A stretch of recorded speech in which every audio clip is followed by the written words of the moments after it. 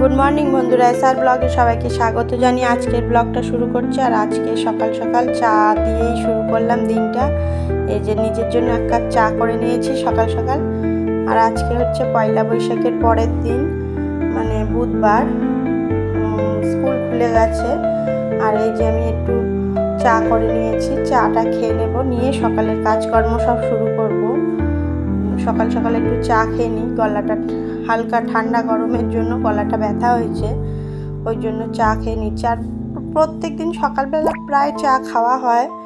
আর এই যে বিস্কুট নিয়ে নিয়েছি, বিস্কিট দিয়ে চা খেয়ে নেব।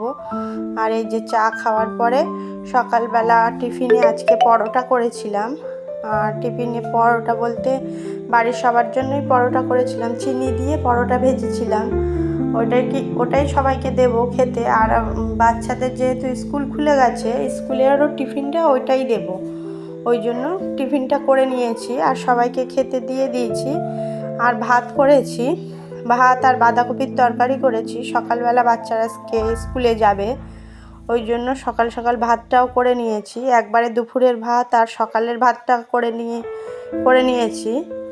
আর ভাত আর বাঁধাকপির তরকারিটা করে নিয়েছি। আর ওই একটু পরোটা ভেজেছি সকালবেলা সবার টিফিনের জন্য, চিনি দিয়ে পরোটা, ওটাই খাওয়া হবে। আর এখন সকালবেলার ঘরের কাজকর্মগুলো করে নিচ্ছি।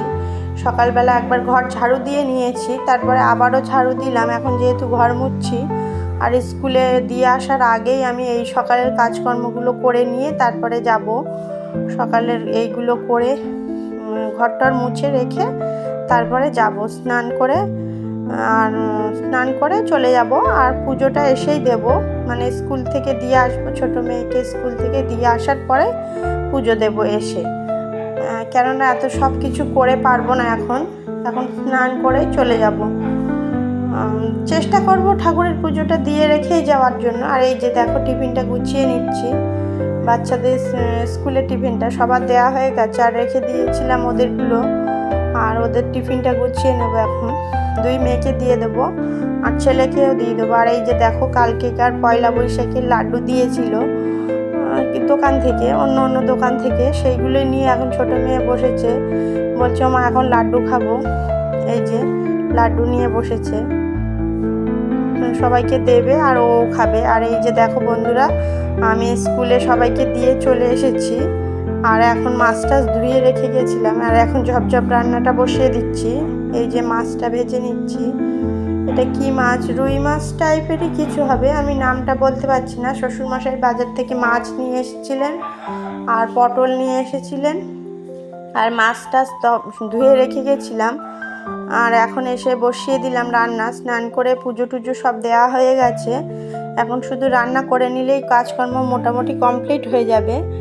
আর এই যে রান্না করতে করতে দেখো কারেন্টটাও অফ হয়ে গেছে, আর ওই জন্য একটু লাইটের অসুবিধা হচ্ছে। আর এখন রান্নাটা করে নিচ্ছি। আর পটলগুলো এখনও কাটা হয়নি, এই যে মাছ ভাজা বসিয়েছি, এইখানে দাঁড়িয়ে দাঁড়িয়ে পটলটা কেটে নেব, কেননা পটলটা না কাটলে এখন রান্নাও বসাতে পারছি না, ওই জন্য পটলটা এখন কেটে নেব। আর এই যে দেখো মাছগুলো প্রথমে যে 4টে মাছ দিয়েছিলাম 4 পিস, সেই 4 পিস ভাজা হয়ে গেছে।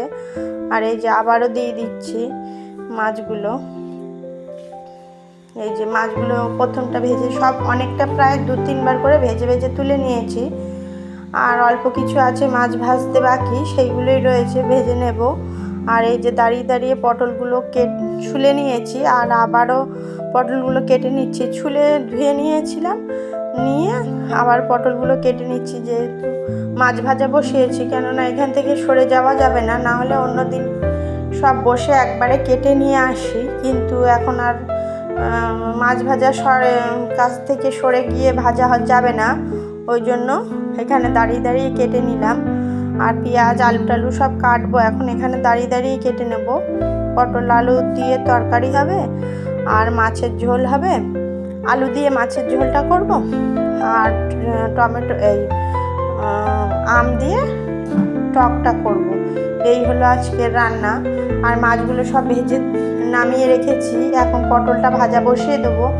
আরও কিছু তরকারি মানে আলু টালু, ওগুলো এখনও কাটা হয়নি, ওগুলো দাঁড়িয়ে দাঁড়িয়ে আমি সব কেটে নেব। অন্যদিন সব কেটে গুছিয়ে রেখে যাই, আজকে একটু মাছটা ধুতে দেরি হয়ে গেছে, ওই জন্য হয় না, সব দিন সময় মতন ঠিকঠাক কাজ হয় না। ঠিক আছে, দেখতে থাকো বন্ধুরা, আমি ততক্ষণ রান্নাটা করে নিই।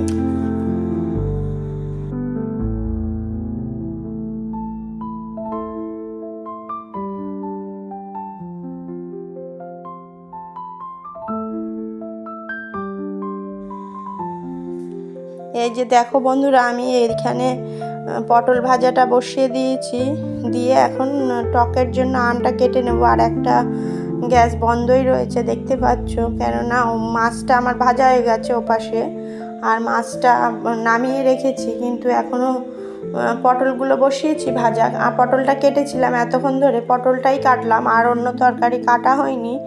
আমি গ্যাসটা অফ করে দিয়েছি, দিয়ে এখন আমটা কেটে নিচ্ছি, নিয়ে তারপরে রান্না করব। এই যে বন্ধুরা দেখো, আমার রান্না বান্না কমপ্লিট হয়ে গেছে, আর এখন চলে যাব আমার হাজব্যান্ডের জন্য ভাত নিয়ে। এই যে সবার ভাত গুছিয়ে দিয়েছি, সবার খাওয়া হয়ে গেছে। আর এই যে বন্ধুটা, ভিডিওটি যদি ভালো লেগে থাকে লাইক কমেন্ট শেয়ার করবেন, সাবস্ক্রাইব করবেন। এই যে সব তরকারি ভাত বেড়ে নিয়েছি। টাটা বন্ধুরা।